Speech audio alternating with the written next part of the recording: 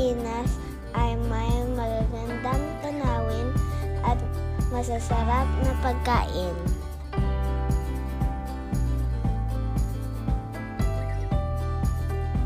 Ngayong araw, magluluto tayong adobo, isang pagkain Pinoy. Una, maghugas ng kamay.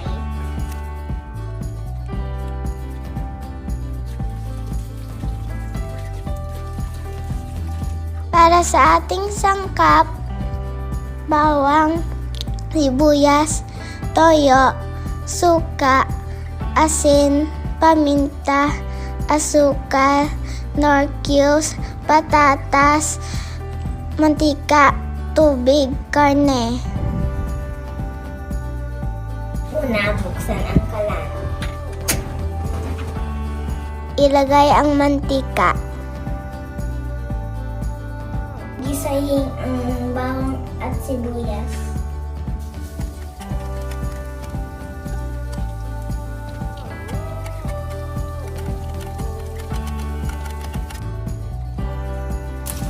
Ilagay ang karne.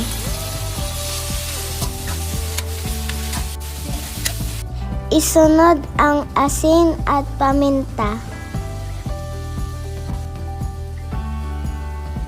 Haluin ng mabuti.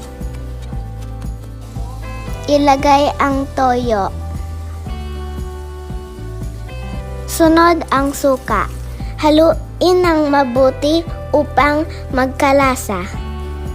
Lagyan ng tubig para lumambot ang karne. Lagyan ng kalahating Knorr Cubes.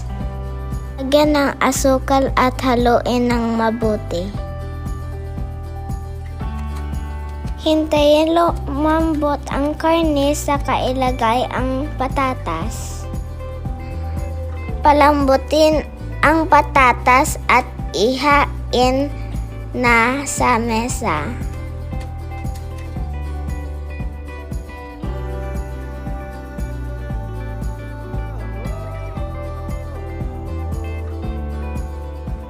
Halina't tikman natin ang niluto kong adobo.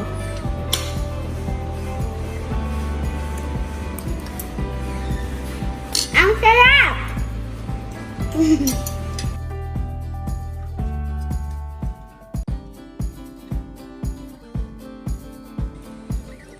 Ang adobo ay isang pagkain Pinoy pwede ihanda sa anumang okasyon o lutuing ulam pang araw-araw.